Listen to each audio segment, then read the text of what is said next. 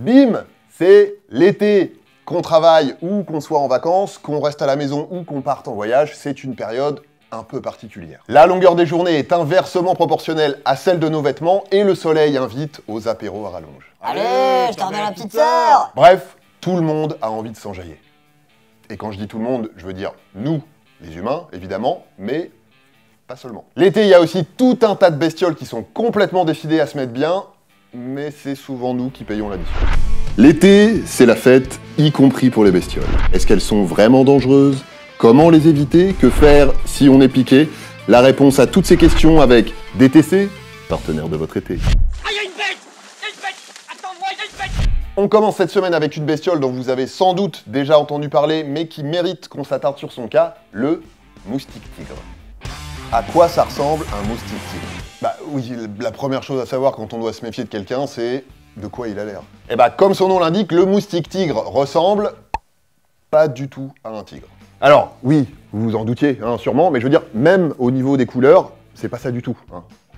En vrai, un moustique-tigre, ça ressemble à un moustique. Noir et blanc. Il est généralement 2 à 3 fois plus petit qu'un moustique commun, puisqu'il mesure 2 mm de long en moyenne, même s'il peut y en avoir des plus grands, mais même un bébé tigre, c'est beaucoup plus grand que ça. Donc vraiment, ça n'a rien à voir. C'est quoi le problème avec le moustique tigre? Il est arrivé en France en 2004 dans une cargaison de vieux pneus pleins d'eau croupie. Mais en fait, pourquoi on en parle autant de ce bestiau? Non mais je veux dire, on dirait qu'il fait des travaux de peinture et qu'il n'est pas très adroit avec un pinceau. Il a pas l'air si belliqueux que ça. Eh ben en fait, si on en a peur, c'est pas parce qu'il fait mal quand il pique, c'est parce qu'il peut transmettre des maladies comme Zika, le chikungunya ou la dengue.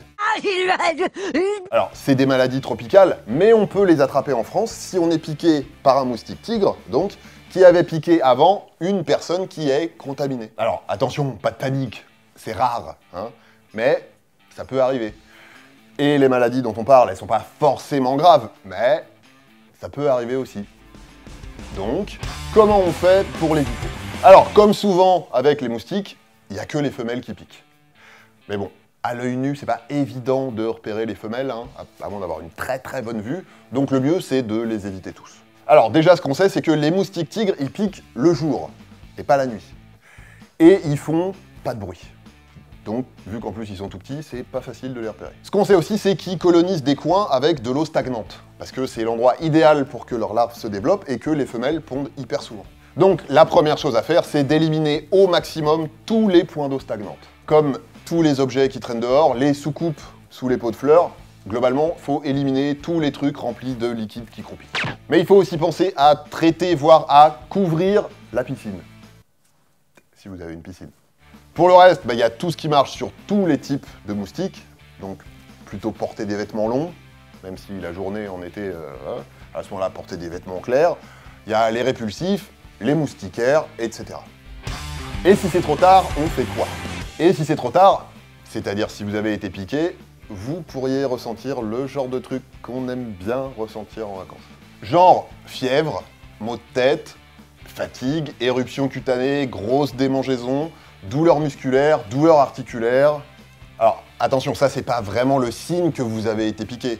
On l'a déjà dit, le signe que vous avez été piqué par un moustique tigre, c'est le même que pour tous les autres moustiques. D'abord, ça pique, puis après, ça gratte.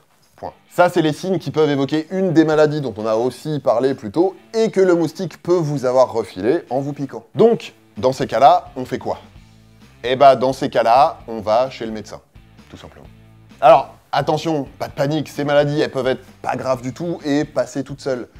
Mais comme dans certains cas, ça peut être un peu plus sévère et que ça doit être soigné à l'hôpital, vaut mieux en avoir le cœur net. Dernier truc important, si vous repérez des moustiques tigres, il faut les signaler aux autorités qui les surveillent de près. Idéalement, si vous pouvez en prendre un en photo, c'est mieux. Un mort, hein, sinon c'est compliqué. Ça peut avoir l'air un peu chelou, mais c'est hyper important. Je vous remets dans la description de la vidéo un lien pour apprendre à les reconnaître si vous avez un doute, et un autre vers le site de signalement. Voilà, bon, alors, psychotez pas, profitez de votre été, hein, les maladies transmises par les moustiques tigres, ça reste très rare. Mais bon, fallait en parler parce que c'est quand même toujours mieux de savoir quoi faire.